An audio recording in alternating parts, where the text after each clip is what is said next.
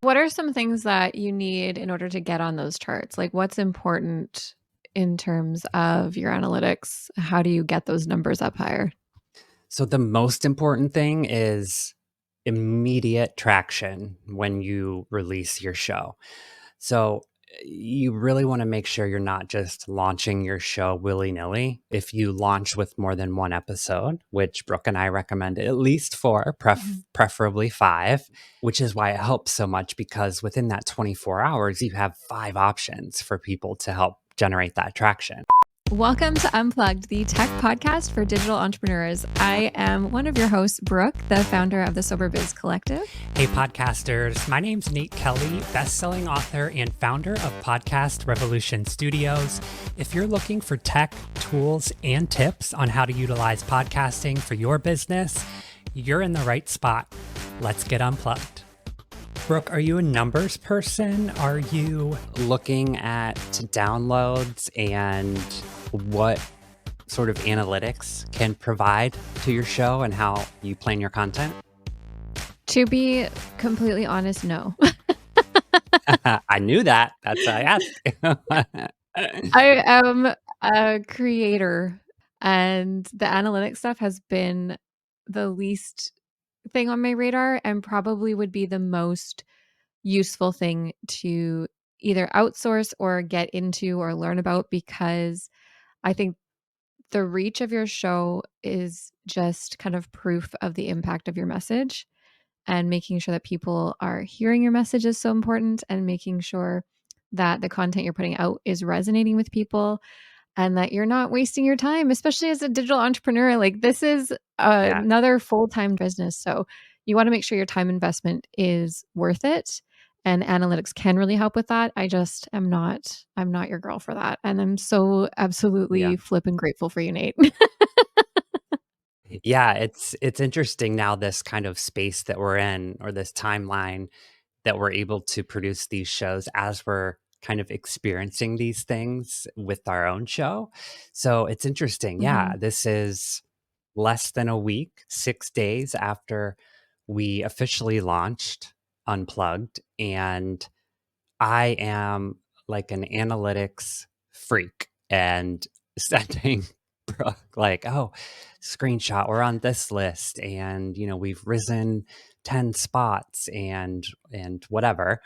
I think it just motivates me, to be able to reach more people or make sure that Mhm. we're kind of targeting the right demographic. And I guess to your point, we're here to help other digital entrepreneurs utilize podcasting. So you always do a really great job of kind of injecting that into the conversation and making sure we are giving this information in relation to being a digital entrepreneur and kind of just make sure that we're on the right path.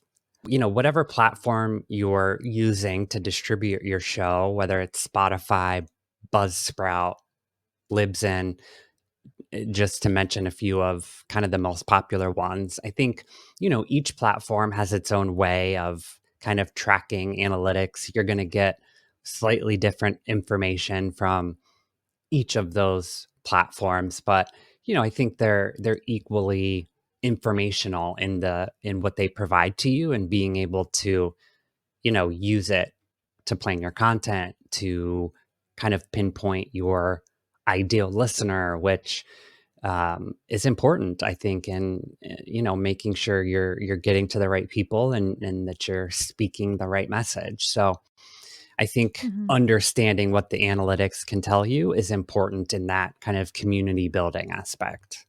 It's also when you're looking at monetizing your podcast and you want to reach out to either other podcast shows to get on their show, or if you want to reach out to potential brand partnerships or anything like that, your analytics are going to be very, very useful. When you want potential guests on your show, being able to say, hey, like I'm reaching this demographic of people. I know that's really aligned with who you want to speak to. This is how my show can benefit you. Like having those numbers to back it up just adds to your credibility. And it might not be there at first, but if you can start learning how to understand your analytics, which I have yet to do, do as I say, not as I do. um, then it's so valuable. I'm just doing this PR course right now, and one of the big things is measuring your success for each of the events that you put on, for each of the press releases you put out, for each of the news articles that you're written in, and blog posts that you've done and have been featured in. Like, how are those actually affecting your business and your bottom line? Especially as a digital entrepreneur, to be able to say, hey, I put this podcast episode out. It reached this many women between 35 and 45, really resonated with that message. And I saw an increase in sales in my product that month. So I want to make more content like this that's going to benefit my ideal audience and lead to more sales. And being able to have those projections can be very helpful. Yeah, and honestly, with partnerships or collaborations, they're going to want to know the analytics. It's not just kind of something that, oh, you can offer them up. They're going to ask, who's your target audience? How many people are you reaching? So to be able to kind of always have your hand on that and know where your show stands is kind of necessary, if that's a goal of yours to be able to partner with brands or collaborate with others in the industry. So as a digital entrepreneur, you're looking at other analytics. You're looking at your sales trends and your engagement trends. And I think this is, just another useful tool to understand who you're reaching. Or not reaching, and like, where is your Mm, message resonating? There's great we are point. we're in the top 2% in Ireland. Why is that? We don't know Yes, we yet. are. We don't know yet. We're digging in a little on So we that gotta one. find Yeah, out, because maybe, that's maybe we interesting. should be offering more tips about podcasting specifically for people in Ireland, if that's who's Yeah, who's showing we're up here. resonating for Like, a reason. Yeah, they showed up. yeah. I love that point you made about not reaching. So you can see the Mm, gaps also in your audience or the gaps in perhaps your platforms or geographic regions. So if you're looking to expand that way, that could potentially create, a pinpoint marketing campaign to, reach more women in their 30s or whatever it may be. But yeah, that's a great point. mhm. Who are you not reaching yet? There's traditional media, and then there's like digital media. And so traditional media is anything before the internet, basically newspapers, news shows, TV, advertising, that kind of stuff. And then digital media is like all post internet, social media, podcasting, blogging, all that kind of stuff is in digital media.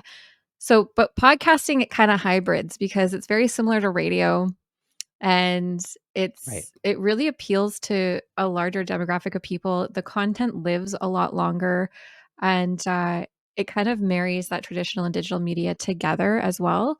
So it's a really amazing resource, and the fact that we're even able to see the analytics and see how they directly affect our website traffic or our social media following or our sales in our business, like that we can actually see and track those numbers now, is such a blessing, and it's so underutilized. And if you can get really savvy in that stuff, like, you're going to have such an advantage over your competitors, because you'll know exactly what's resonating with your audience, what content to put out. You can start really planning your quarters with projections that you can back up because you have the numbers. And podcasting is such a great tool for that. That's so funny. Before podcasting kind of exploded and is everywhere, when I started the Sobriety Diaries, it was kind of a little before that. I mean, it was definitely increasing in popularity, but like my parents had never heard of podcasting. So I just would describe it as kind of like a radio show, just Yeah. for them to be able to relate and understand like what the hell it was. But I love how you're able to separate those as traditional media versus digital media. It's like BC. Back in 1999 BC or BI, before the internet, you know? Before digital media, it was a lot of guesswork. To be able to know if your campaigns were working and everything, like, it was a lot harder to pinpoint why you were seeing an increase in sales, or how somebody found your products or services. And yeah, it's just become so much more easier with digital media.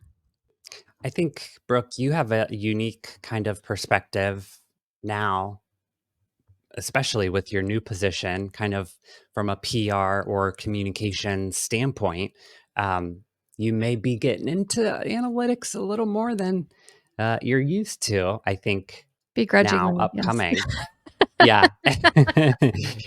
So, that it's kind of on a different level too, like for an organization as opposed to just, a solopreneur or, a small business or online entrepreneur. So, we may have to revisit this topic once Yeah. you get your feet wet a little bit, but I'll be curious to understand what analytics will impact, the organization the most, or what you guys look at as a team in the future. Well, specifically within my position with a nonprofit organization, I'm gonna be applying for funding for marketing, for getting our message out there, that kind of stuff. And I am going to be responsible for proving that this media is worth it and it works, and we should invest our money and our time in this, right? There's going to be a whole board voting on the activity I'm choosing to do. So I have to back up my stuff. I feel like I've been blessed as a solopreneur for so long. I just kind of get to do things how I like doing them. Nobody asked many questions. Yeah, nobody cared. And now it's gonna be a challenge. It's definitely stretching me out of my comfort zone, and I always love learning something new, so I'm also excited about it. Hey there, future podcaster. I'm Nate Kelly, your podcasting mentor, and today I am thrilled to introduce you to something that is going to change the game in your podcasting journey. Are you ready to turn your passion for podcasting into a thriving reality? Let me introduce you to the Podcast Launch Accelerator.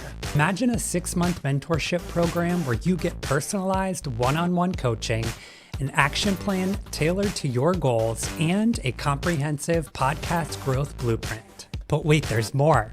We're throwing in exclusive interviews with industry experts, a professional podcast success toolkit, and access to our monetization masterclass. At the end of 6 months, we guarantee you a spot in the top 10%, appearance on top iTunes or Spotify charts, and a monetized podcast with host-read ads. But act fast. We have limited spots available, and you do not want to miss this opportunity. Well, let's jump into Tech Talk. We're coming at you with a double dose of tech reviews today. And it's fun too, because we're coming at you with an audio and video in today's Tech Talk. Brooke, do you want to kick things off? Yeah, absolutely. So right now I'm applying for some grants that are for producing video podcasts. And so I've been looking at a lot of different cameras and options for things that I want to buy for video production. And I already had this lovely Canon RP in my repertoire. I used to shoot weddings. I do videography for weddings, and for that, I was using a Canon 5D Mark III, which is a full frame DSLR. I did sell that camera when I got out of the wedding industry, and it is a downgrade from that for sure, but it's a lot more practical use for what I'm doing right now. It's also full frame, which means it's not going to crop your lenses. You can change your lenses, which I absolutely love. I think is necessary for video podcasting. And with a full frame camera, you're going to let more light in as well, which helps if you're doing low light situations. So this one's kind of like an entry level full frame mirrorless camera. It does not do 4K, but 1080p I find is What's the difference in DSLR and mirrorless? DSLR camera has the mirror that like flips up and down in it. Do you know what Oh, I'm talking about? So if you take okay. when you take off the lens, you'll see a little Yeah. mirror and it flips. It's like an analog situation. They've been around forever. So there's like SLR, and then DSLR is a digital SLR camera. So it's the SLR cameras were all like analog. The digital SLR has like the screens and all that kind of stuff, but still has the mirror. And then mirrorless is all digital. And also I had the Canon 80D as well as my backup camera, and that was did the same thing that this does, which is one, you have your viewfinder that sticks out so you can, film yourself, especially if you're producing your own podcast. I find that super, super helpful.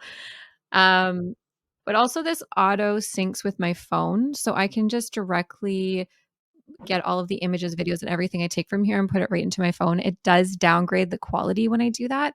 So it's totally fine for social media and stuff because the images people are looking at are so small, it's not really going to matter that much. But for larger projects, things that I'm going to be doing on YouTube, like my podcast editing, I do still put it into my computer, edit it, and then I will send it to my phone. But it's a really, really good camera. It's not as high end as the ones I would like to purchase, but it's $1,500 Canadian. That's probably about $1,000 American. For a full frame camera is a really, really good deal. It's super user friendly. There's not a ton of like ways you can mess up your settings and stuff with this. And it's like someone who doesn't know a ton about professional photography could still pick this camera up and use it. So that's really great. So for an entry level kind of higher end camera, I highly, highly recommend the Canon RP. You can also connect external audio. I just tested it out with my Rode mic, with my wireless Love it. go-to Rode mics, and it plugs right into the microphone port here and then sits right on the top on the hot foot thing here. And then I got wireless audio. It sounded amazing. Yeah.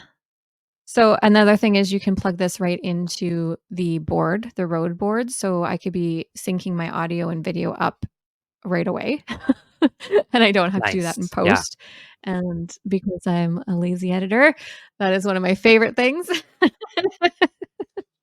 What about battery life, or is there like a dummy battery where you can have?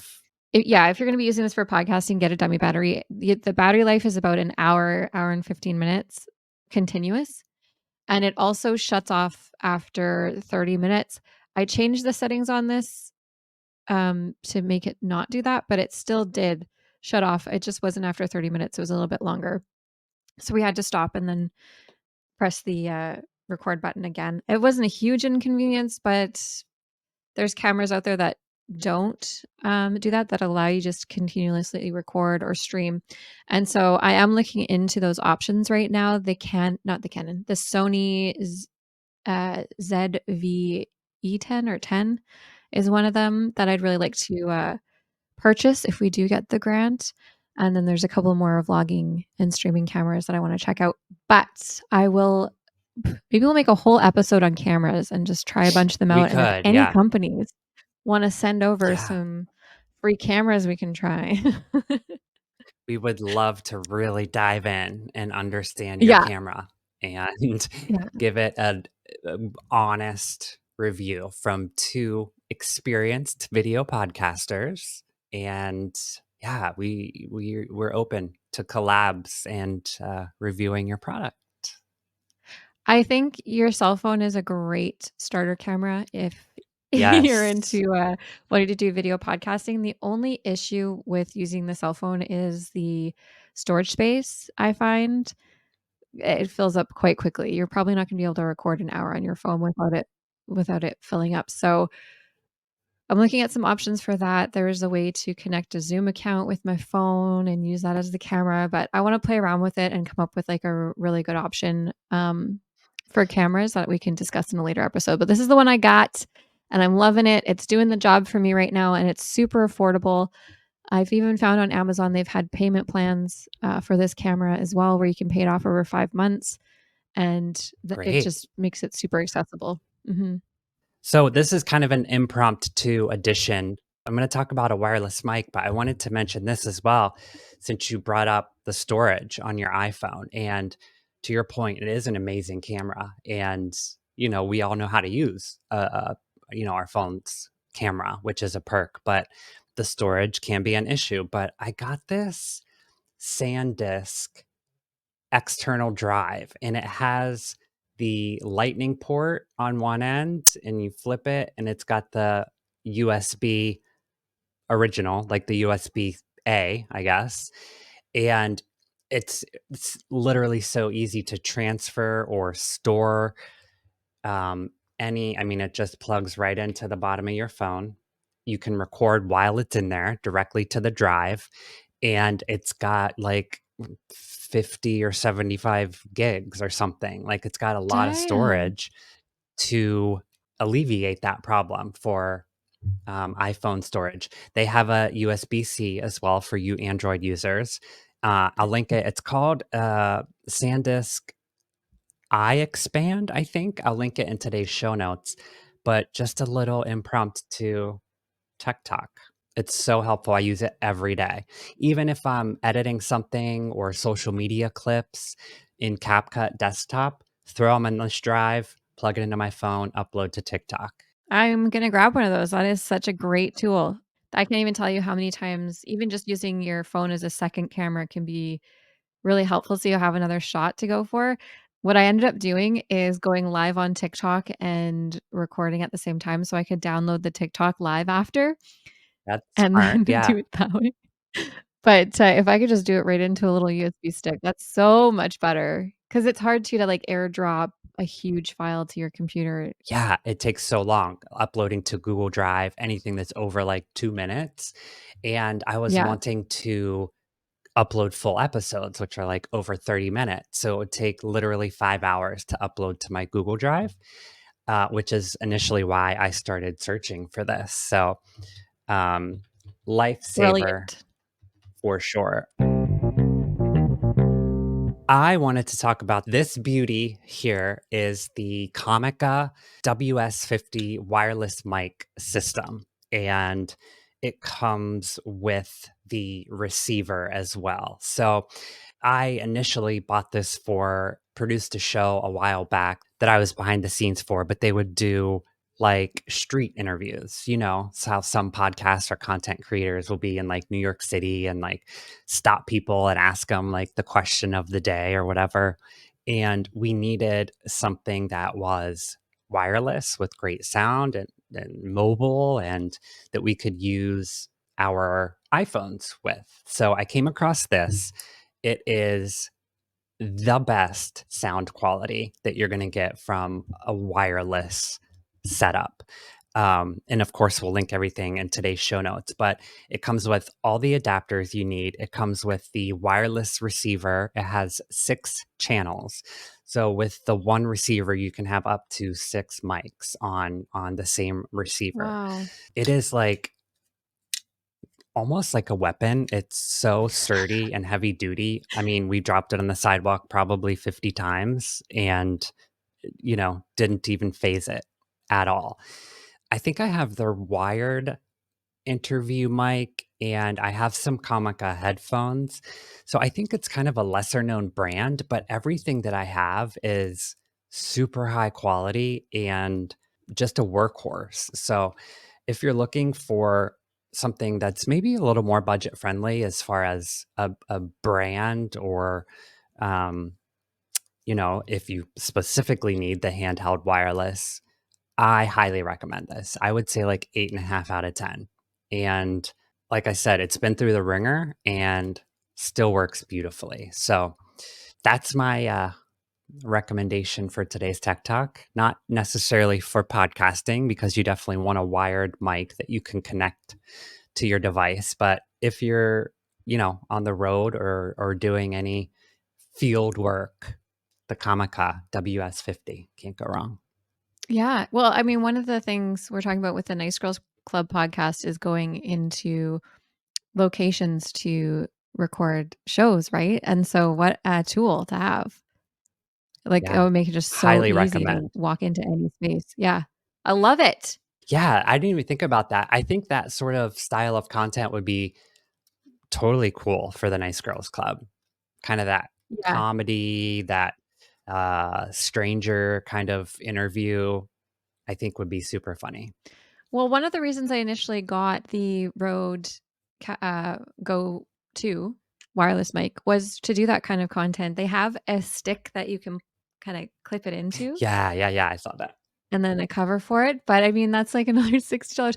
This one microphone has been the most expensive purchase because I needed to buy like a $30 cord.